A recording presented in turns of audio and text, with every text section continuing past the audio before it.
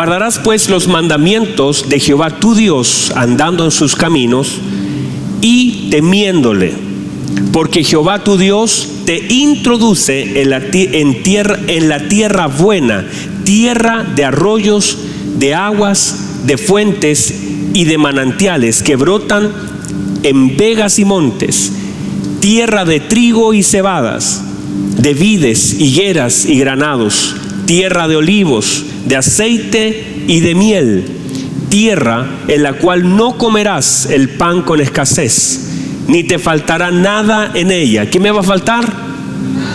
Y no te faltará ¿qué cosa? Nada en ella. Tierra cuyas piedras son hierros y de cuyos montes sacarás cobre, o sea, chile. Dígame, por favor.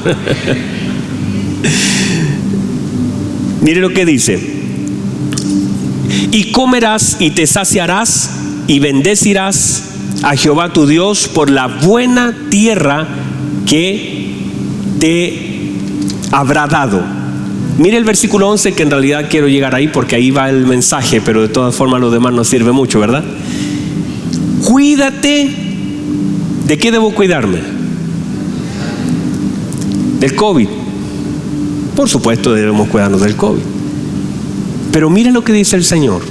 No le dice que se cuide de todos los peligros que hay en la tierra. Bien pudiera el Señor decirle: cuídense de las fieras, cuídense de mil cosas. Pero mire lo que dice: cuídate de qué? De no olvidarte. ¿De qué debo cuidarme? ¿De no qué? Olvidarme. De no olvidarte de Jehová tu Dios. O sea, ¿puede ser que alguien se olvide del Señor? Claro. Para cumplir sus mandamientos, sus decretos y sus estatutos que yo te ordeno hoy. No suceda que comas y te sacies y edifiques buenas casas en las que habites, y tus vacas y tus ovejas se aumenten, y la plata y el oro se te multipliquen, y todo lo que tuvieres se aumente.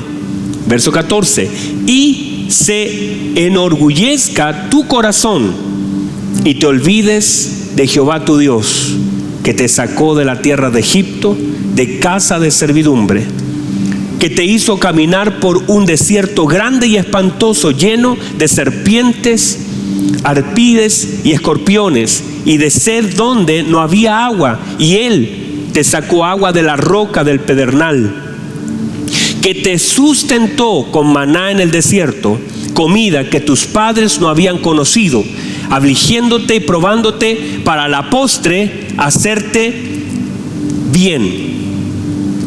Y digas en tu corazón, mire lo que dice la gente: mi poder y la fuerza de mi mano me han traído esta riqueza. Si no, acuérdate de Jehová tu Dios, porque Él te da el poder para hacer las riquezas, a fin de confirmar su pacto que juró a tus padres, como en este día. Vamos a dejarlo ahí. ¿Puede recibir la palabra? La verdad, amados, es que esta es una palabra muy hermosa, y una de las que... ¿Pueden sentarse, por favor? Una de las cosas que quiero comenzar a hablar en este día, todos los que están ahí conectados, tiene que ver con el desafío que tiene la iglesia. Los desafíos en este tiempo, cerrando un tiempo difícil. No ha sido nada fácil. Ayer tenemos la tristeza de que ayer el pastor Freddy Betancourt, un pastor de la red del apóstol Germán, partió a la presencia del Señor. Estuvo un par de semanas hospitalizados hasta que finalmente anoche partió. Ayer en la mañana a las 11:20 de la mañana. Y un pastor muy amado. La iglesia a ese varón lo amaba mucho. Pastoreaba en Bolivia. Él era colombiano, pero pastoreaba en Bolivia, y un hombre muy amado. Nos causó mucha tristeza en el corazón. Un hombre muy lindo, muy amado de la iglesia, un hombre muy paternal, y nos causó mucho dolor. Yo estaba justamente hablando con la esposa cuando le avisaron que su esposo desde el hospital había fallecido. Así que tenemos, la verdad es que muchas cosas que pensar sobre lo que hemos pasado, hemos vivido, y debemos aprender a administrar. Diga conmigo, administrar. Aprender a administrar lo que recordamos. Y ahí está, y donde yo me quiero sentar hoy, tiene que ver con eso, con aprender a administrar los recuerdos que tenemos. Entonces, parte de esto, por favor, es que debemos nosotros aprender, número uno, a evaluar lo que guardamos. Debemos aprender. De hecho, usted va a notar incluso en los celulares o en los computadores que cuando ya hay cosas en desuso, para liberar espacio, el computador te dice que de pronto eso deberías eliminarlo porque no lo estás usando. Y hay cosas que no usamos, pero que se transforman en una carga y ocupan un espacio que no deben ocupar. Y tristemente nosotros, cuando no aprendemos a administrar, guardamos, y no solamente guardamos, sino retenemos todas las cosas que deberíamos soltar. Y cuando retenemos eso, el problema de retener algo es que muchas veces eso te genera un daño, consciente o inconsciente. Entonces, así como dijimos hace unos días atrás junto a mi esposa, la importancia de... Hay cosas que no se pueden evitar. Y dijimos, hay cosas que oímos que no podemos evitarlas de oír, pero sí debemos aprender a administrar lo que oímos. O sea, no puedo evitar oír en algunos casos, pero sí tengo que aprender ¿a qué? A administrar lo que escucho y a ponerlo en el lugar correcto. Cuando eso no pasa, entonces ocupa un lugar equivocado en mi corazón. Y a veces los recuerdos terminan gobernando la vida y no nosotros administrando los recuerdos. Y cuando sucede que los recuerdos, sobre todo los negativos, comienzan a gobernar la vida, vivimos vidas súper llenas de dolor, de frustración. ¿Por qué? Porque los recuerdos intentan gobernar tu vida y todas las cosas que hacemos a veces están limitadas a lo que recordamos. Por ejemplo, hay personas que dicen, no, yo no quiero volver a tener, por decir algo, un perrito, porque el perrito que tuve murió y me dolió tanto. Entonces, el tema es que me limito a disfrutar de algo producto del dolor que tuve. No sé si me explico. O sea, es como que me limito a no disfrutar de algo los próximos 10 años producto del dolor que tuve por algo que perdí. Entonces, hay mucha gente que está siendo gobernada por los recuerdos negativos. El problema es que cuando tenemos esos recuerdos y no los administramos bien, los recuerdos terminan gobernando nuestra vida y limitando muchas cosas que no debiesen ser una limitación en nosotros. Debo aprender a administrar los recuerdos. Y durante todo el mensaje lo que intentaré es que no solamente que aprendamos, claro, en 4 horas no les puedo contar todo, pero sí, dígame usted, 4 horas no es nada. Y a veces en la radio estoy 3 horas y ni se van así como si nada, ¿verdad? Y lo disfruto. Entonces, aprender a administrar, por supuesto, lo que voy guardando. Aprender a administrar lo que escucho.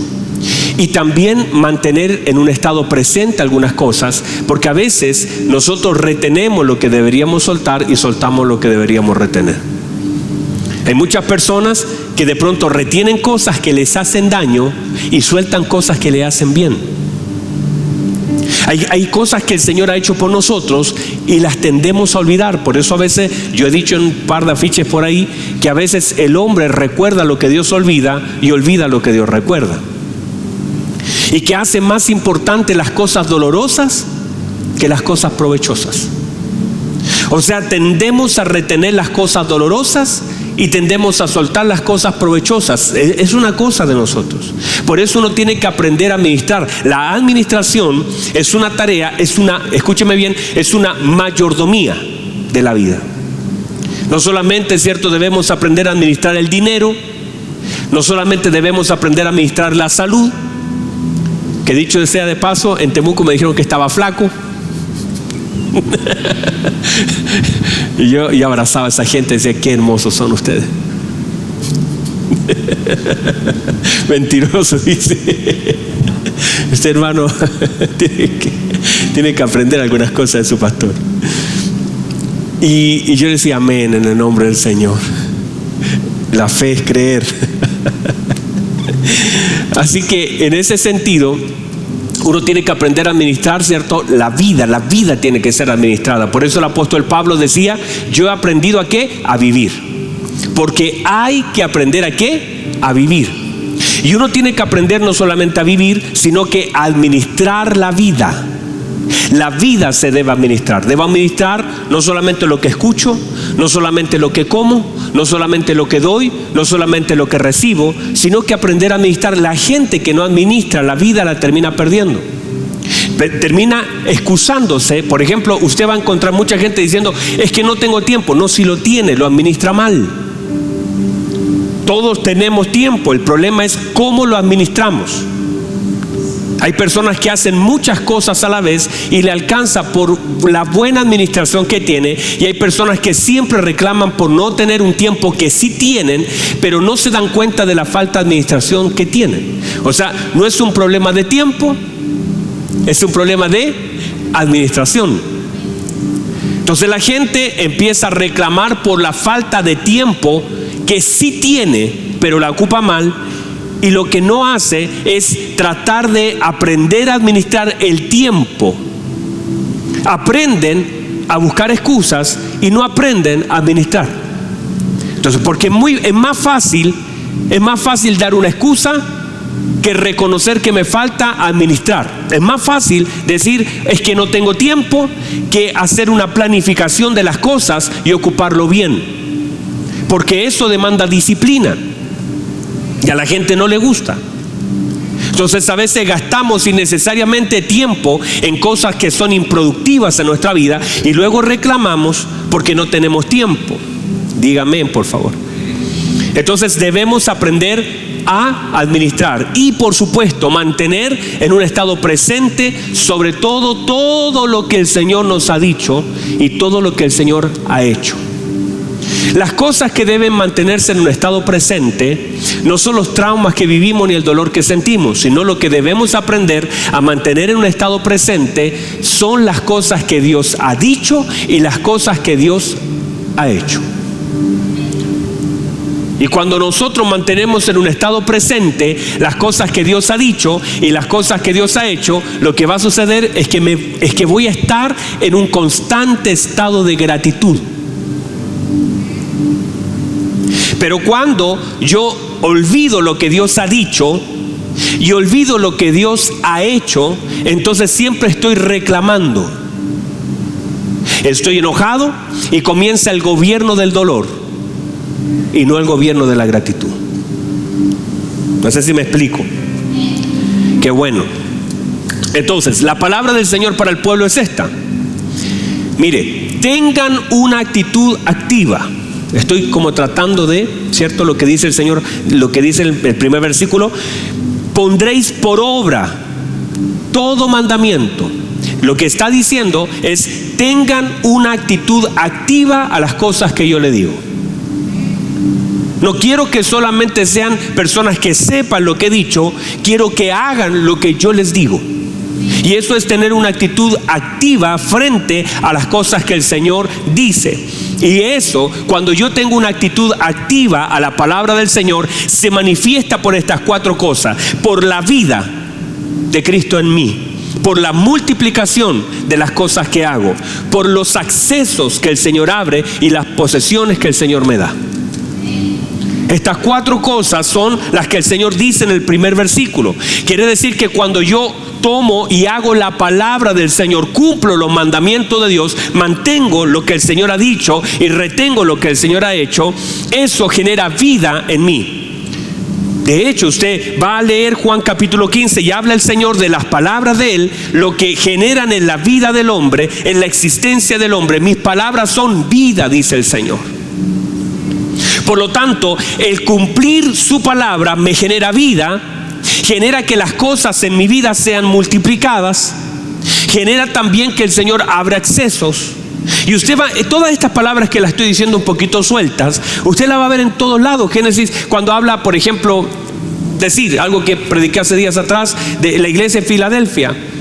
has retenido has guardado mi palabra, has retenido no has negado mi nombre, yo pongo una puerta abierta. Eso es acceso. Pongo una puerta abierta delante de ti, la cual nadie puede cerrar. Quiere decir que hay accesos que se retienen por lo que guardo y por lo que hago. Entonces a veces nosotros queremos que puertas se abran, pero nosotros no queremos hacer la palabra del Señor, pero sí queremos que las cosas se abran. Y normalmente la gente quiere que Dios cumpla sus promesas, pero ellos no están dispuestos a cumplir su palabra.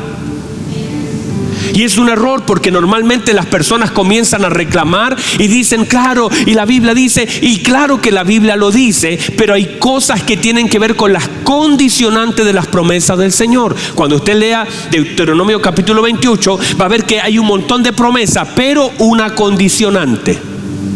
Esa condicionante es como la línea, es la línea donde dice las bendiciones de la obediencia y las bendiciones de la desobediencia. Aquí está la línea. Usted tiene que saber a qué lado va a estar.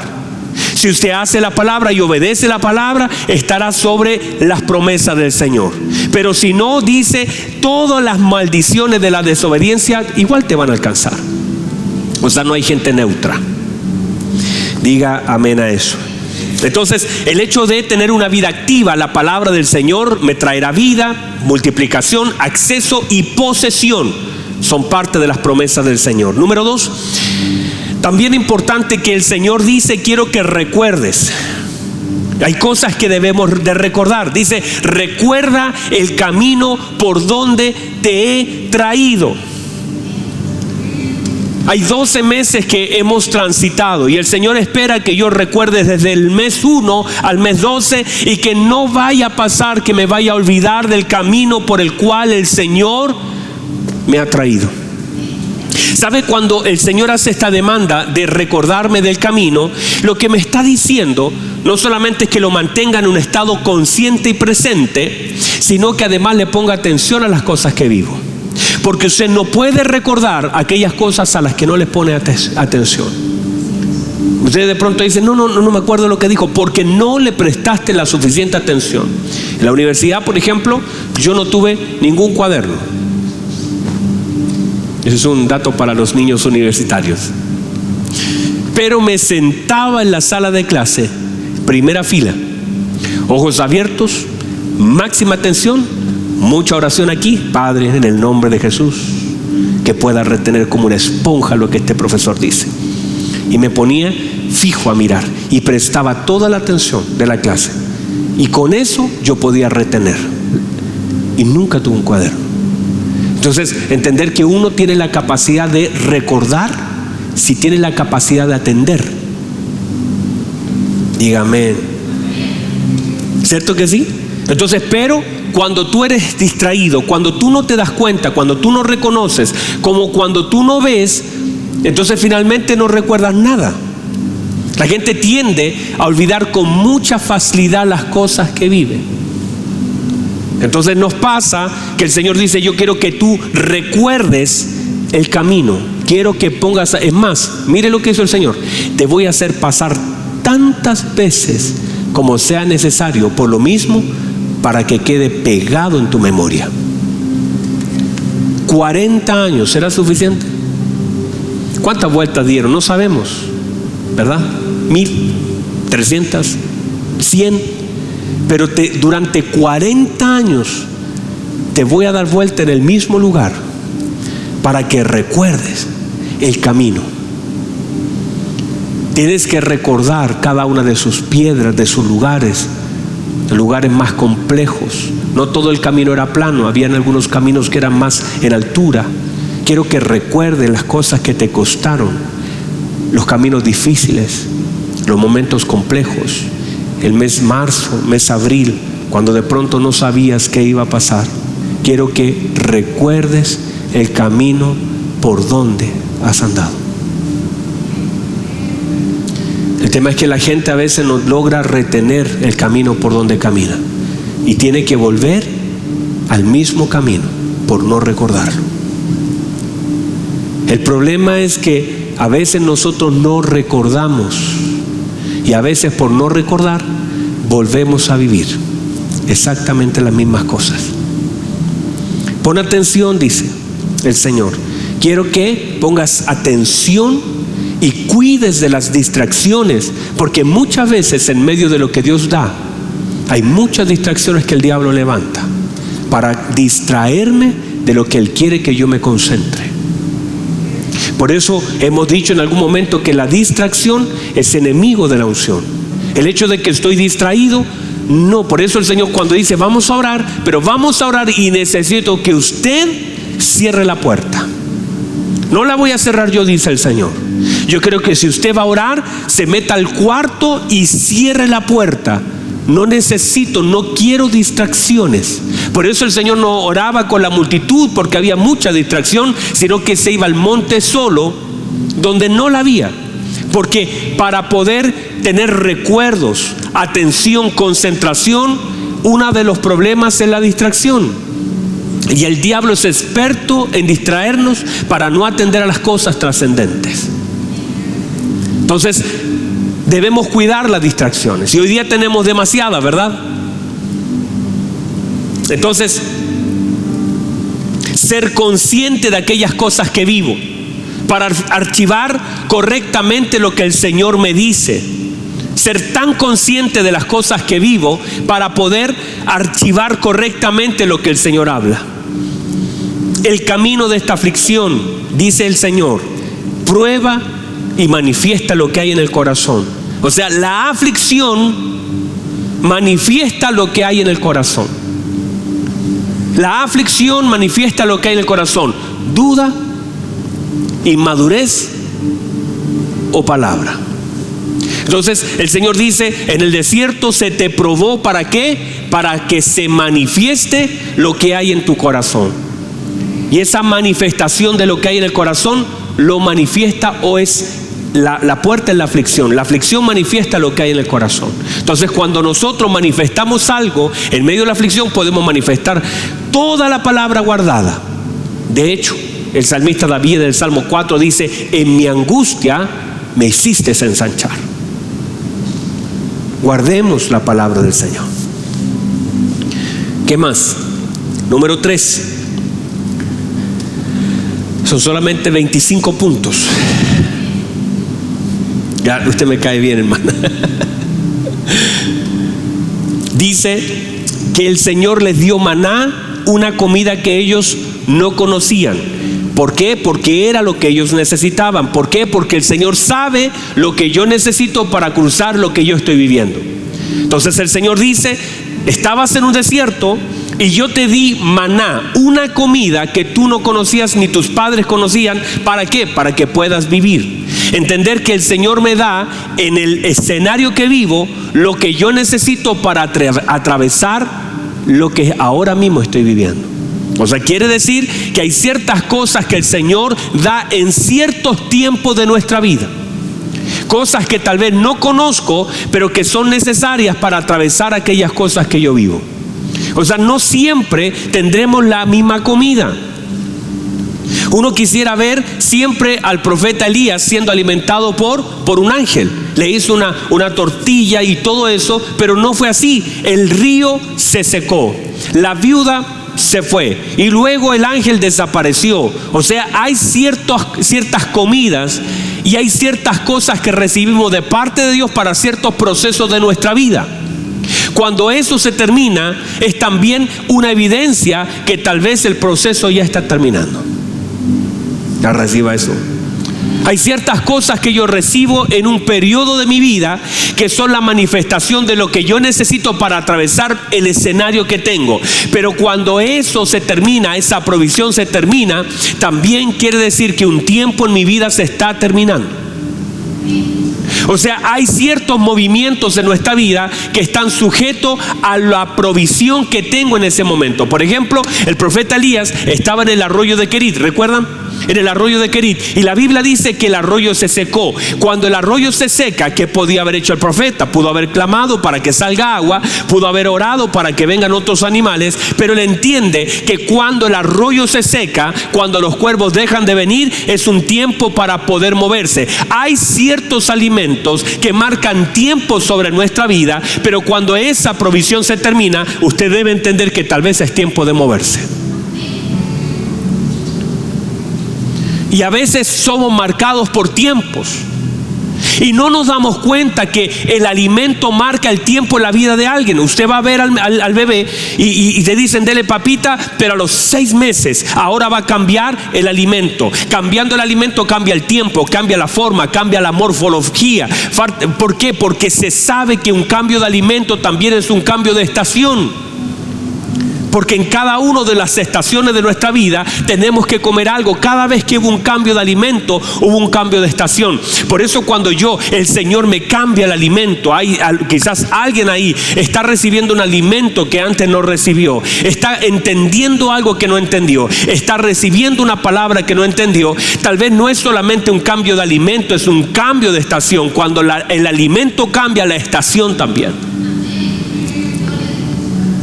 Y puede ser, usted dice, pastor, mire, el tema a veces no es ni siquiera el cambio de alimentos, sino el cambio de preparación. La misma tortilla que le dio la viuda, le dio el ángel, pero fueron preparadas por una distinta mano, en un diferente escenario. Pero el Señor nos da lo que nosotros necesitamos, no lo que nosotros conocemos. Te voy a dar lo que necesitas, no quiero darte lo que conoces. En Egipto comías pez, pero aquí en esta tierra te voy a dar maná. No lo conoces, pero es lo que necesitas. Hay cosas que yo no voy a conocer, pero son las cosas que necesito para poder sobrevivir a aquellas cosas que en este momento vivo. Y lo que el Señor me da no tiene que ser conocido por mí, tiene que ser provisto por Él.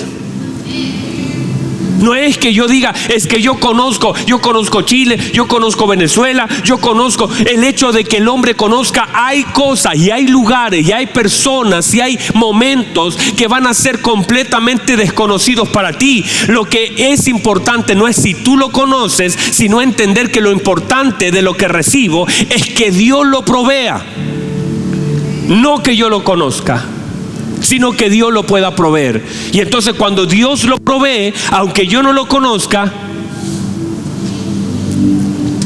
que aunque yo no lo conozca, si Él lo provee, es bueno. Nosotros siempre iremos a tratar de refugiarnos a lo conocido, pero el Señor sabe lo que necesitamos en ciertas estaciones de nuestra vida. Diga amén, diga gloria a Dios. Alguien de aquí que diga aleluya. Entonces el problema es, escuche bien, 4, versículo 11, llegamos acá donde dice: cuídate de no olvidarte de Jehová tu Dios. Entonces yo pensaba mientras leía y venía en el avión leyendo esta palabra, pidiéndole al Señor, diciéndole: Señor, y como estaba más cerca del Señor ahí arriba, le decía: Señor, ¿cómo alguien se puede olvidar? Míreme, ¿cómo alguien después de 40 años de haber recibido cuidado del Señor se puede olvidar de Él?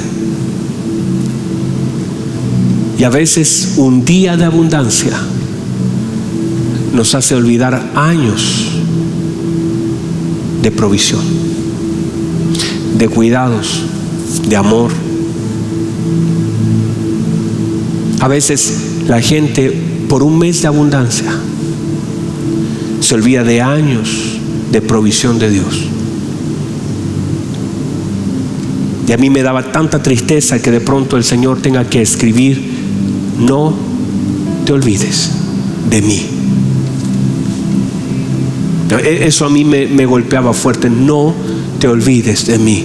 Es como diciendo: yo fui tu roca en el desierto, yo fui tu nube en el desierto, yo fui tu maná en el desierto, yo sostuve tu pie para que no se hinchara, yo hice que tu vestido no se envejeciera, yo fui todo lo que tú necesitabas. Y el Señor le dice: no te olvides de mí. Las cosas van a cambiar, pero no te olvides de mí. Uy, hermanos, eso es muy fuerte. Y en ese sentido, no puedo, el Señor dice: no te olvides, el versículo 11 dice: cuídate de no olvidarte de Jehová tu Dios. ¿Para qué? Para cumplir sus mandamientos. Mira lo que está diciendo el Señor. No quiero que solamente digan: no, si Dios es bueno, Dios es maravilloso, Dios es lindo y Dios es fiel, que son virtudes del Señor, sino que el Señor dice: la forma en cómo yo manifiesto que sí está presente en mí es mi obediencia a Él. O sea, no puede decir que tú sí te acuerdas de Él cuando no le obedecemos. Si yo no le obedezco, es una manifestación que me olvidé de Él, porque la obediencia manifiesta el recuerdo. O sea, Él está diciendo: cuídate de poner por obra, porque si no lo haces, va a ser muy lindo lo que tú digas: usted qué romántico. No es un recuerdo romántico, es el hecho de saber que es en el estado de obediencia donde las promesas de Dios fluyen en la vida de la iglesia. El Señor dice: no vaya a ser que de pronto se aumente todo en ti. Aumenten tus vacas, el oro, aumente todo. Y también dice: y se enorgullezca tu corazón. Míreme por favor, mire lo que el Señor está diciendo. A causa de que te traje a la promesa, hay cosas que van a cambiar en ti. O sea, va a cambiar. No tenías vaca, ahora tendrás vaca. No tenías casa, ahora tendrás casa. No tenías trabajo, ahora tendrás trabajo. No tenías un autito, ahora vas a tener un autito. No tenías familia, ahora tienes familia. O sea, las cosas van a cambiar porque la tierra a la que te introduje es una tierra buena. Yo te traje a esta tierra. Yo te traje, no sabías el camino, no podías. Es más, el Señor cuando le dice a Israel: yo te llevo y vas a enfrentar y vas a derrotar a gente más grande, más poderosa que tú. Vas a estar enfrentándote a personas que tienen más fuerza que tú, son más capaces que tú, son más inteligentes que tú, son más preparados que tú. Pero no vas a perder ninguna de las batallas, porque no tiene que ver con las capacidades de ellos, ni con la fuerza de ellos, ni con las habilidades de ellos. Tiene que ver con que yo estoy contigo, y donde yo te llevo, yo te voy a despejar el camino y te voy a meter a una tierra, y vas a poseer una tierra que hoy está habitada por gente que es más grande que tú, que es más fuerte que tú, que está más preparada que tú. Pero la diferencia es que ellos no me tienen a mí. La diferencia es que yo estoy contigo. La diferencia, amada iglesia, es que nosotros estamos con Él, y no tiene que ver, nosotros no tenemos competencia. Dígame, por favor. Nosotros no tenemos competencia, porque no importa si hay otro más inteligente que yo, otro más hábil que yo, otro con más experiencia que yo, otro con más títulos que yo. Cuando la gracia de Dios está en la vida del hombre, ese hombre no tiene competencia con nadie. ¿Por qué? Porque la gracia de Dios es mucho más abundante que las competencias, que la fuerza, que la habilidad, La gracia del Señor es tanto más abundante que todo lo que abunda en el corazón del hombre. El hombre puede tener experiencia. Yo me puedo presentar a un lugar y sé que voy con la gracia de Dios, y cuando el Señor abre, nadie puede cerrar, y cuando el Señor cierra, nadie puede abrir. Entonces yo no tengo competencia, porque estoy bajo la gracia del Señor. Me presento con la unción del Señor. No tengo que engañar, no tengo que mentir, no tengo que mostrar lo que no soy. Tengo que decir lo que soy y lo que tengo, y a quién sirvo.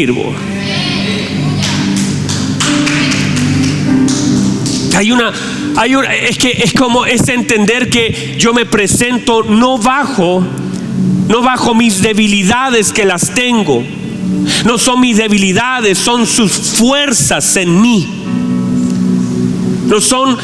Por eso digo, no hay alguien que pueda hacerme la competencia. El Señor le dice a Israel, le dice: yo te voy a introducir a una tierra, y te vas a enfrentar a personas que son más altas, más grandes, más fuertes, con más experiencia. Pero tranquilo, eso no cambia nada. Yo estoy contigo, no estoy con ellos, estoy con ustedes. Esa es una tierra de promesa. Nada puede impedir que puedas entrar. Lo que sí es que tengas que cuidarte. No te olvides de mí. No te vayas a olvidar de mí.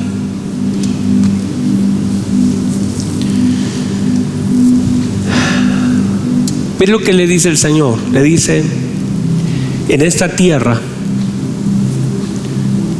vas a comer pan con abundancia. En esta tierra vas a plantar uno y cosecharás mucho. La tierra está bendecida porque yo la bendije para ti.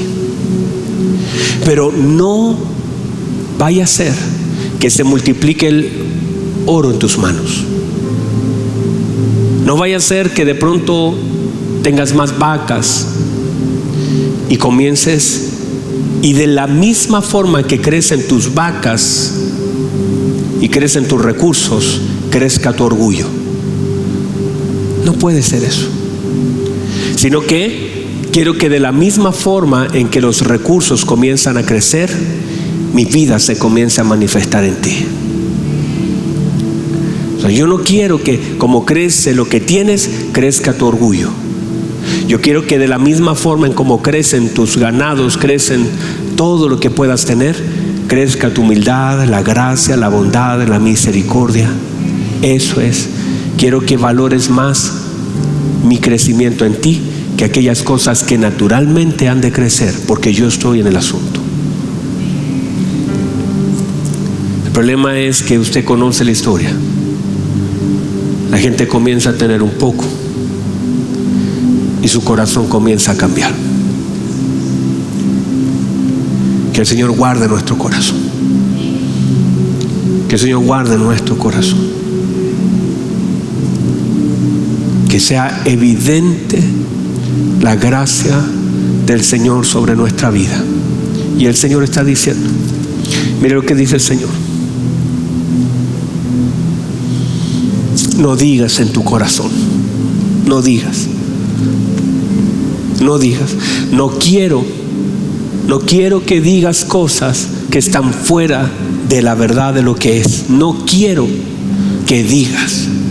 Cuida y administra lo que dices. Iglesia, cuida y administra lo que dices.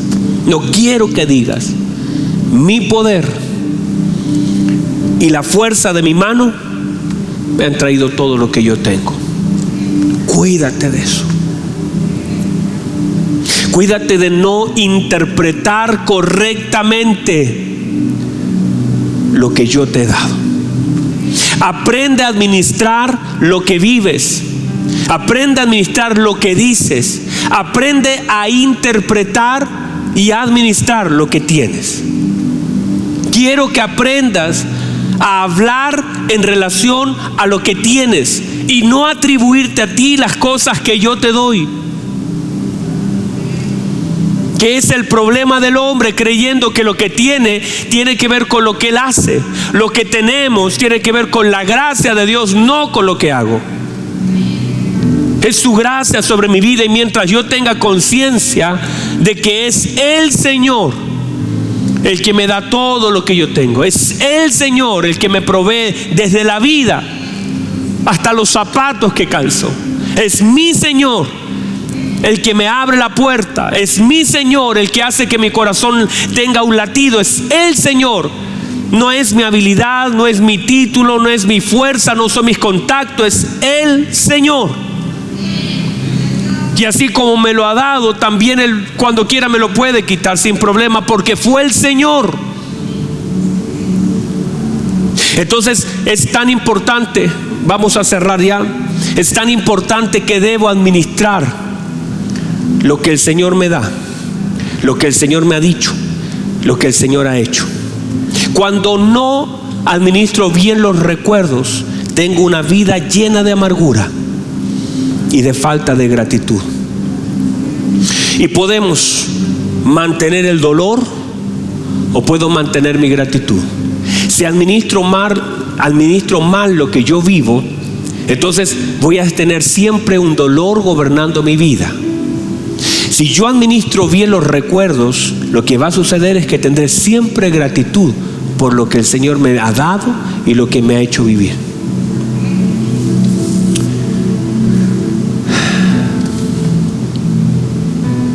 Como esta manifestación de la sanidad en Dios.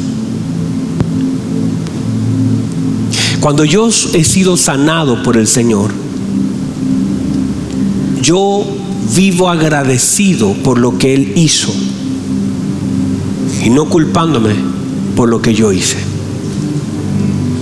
Note por favor, ponga atención a esto. ¿Cómo se manifiesta la buena administración de los recuerdos? Es que yo estoy siempre agradeciendo a Dios por lo que Él hizo y no culpando mi vida o la de otros por lo que yo viví. No sé si me explico. En la administración de los recuerdos es esto. Usted puede, por ejemplo, usted fue abusado, fue abandonado, fue violado, fue estafado, fue engañado, fue lo que sea. ¿Y uno qué puede hacer? Cuando uno no administra bien los recuerdos, uno siempre está culpando por el dolor de lo que vivió. Y cuando uno administra bien los recuerdos, uno está agradeciendo por lo que Dios hizo. No culpando lo que la gente hizo, sino agradeciendo lo que Dios hizo. No vivo con culpa por lo que yo hice, sino agradezco lo que Dios hizo en mí. Yo me equivoqué. Mire el hijo pródigo. Llega el hijo pródigo, abrazó a su, usted conoce la historia. Abrazó a su padre lo abrazó a él. ¿Cómo sé que el Señor trabajó en su vida? Porque cada mañana el hijo pródigo se levanta recordando el abrazo de su padre y no recordando solo el error que él cometió. Cuando si tú te acuestas pensando en todos los errores que cometiste, es porque estás administrando mal los recuerdos, porque estás enfocado en tu error y no en la gratitud de lo que Dios hizo. Y hay un montón de gente que está súper limitada porque los recuerdos gobiernan su vida y siempre están pensando en lo mal que hicieron y no en la gracia que recibieron. Por eso el apóstol Pablo, cuando él se refiere a sí mismo, él dice: claro, yo fui malo, yo fui perseguidor, pero la gracia del Señor me alcanzó. Pero la gracia del Señor, dice, fue mucho más abundante. ¿Y dónde abundó el pecado? Sobreabundó la gracia. Entonces, si lo pueden ver, donde abundó el pecado, claro que había abundancia de pecado en mi vida y la vida de todos, abundancia de pecado. Pero si yo administro mal los recuerdos, tendré siempre mis ojos mirando en mi error. Y eso que me va a llevar al dolor, a la aflicción, al quebranto, a decir y siempre lo hizo mal, y estaré pateando piedras y estaré culpándome todos los días por lo mismo. Estaré diciendo yo, lleno de temor, pero cuando tú ves la gracia del Señor, que fue más abundante que el error que yo cometí, porque allí se ve el perdón de Dios, que la gracia de Dios es mucho más abundante que el pecado que yo cometí. Entonces mis ojos estarán fijos en su gracia y no en mi pecado. Estaré agradecido y no viviré una vida llena de culpa. Aprender a administrar los recuerdos. Aprender a que, por supuesto, que hay cosas que no estuvieron bien, pero que el Señor me perdonó por su gracia hermosa.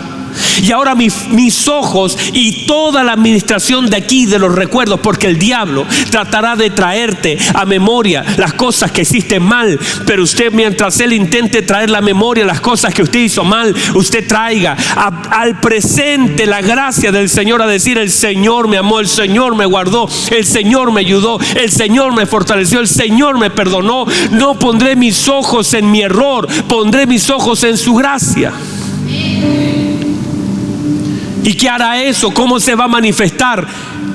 En que usted tendrá una vida de gratitud y no de culpa. Y el problema de la iglesia muchas veces es que vive una vida de culpa y no una vida de gratitud. Y el problema de eso es que entonces te enfocas en lo malo que has hecho y no lo bueno que Él es. ¿Qué debemos hacer, amada iglesia? Enfocarnos en su gracia, administrar los recuerdos, administrar nuestros recuerdos en cada uno de ellos. Claro, yo puedo decir: en mis 5 años me pasó tal cosa, y de pronto decir: pero la gracia del Señor, yo estaba mal, hice tantas cosas mal, pero el Señor. Y eso te mantendrá en un estado de gratitud. Y el Señor dice: quiero que no te olvides de mí.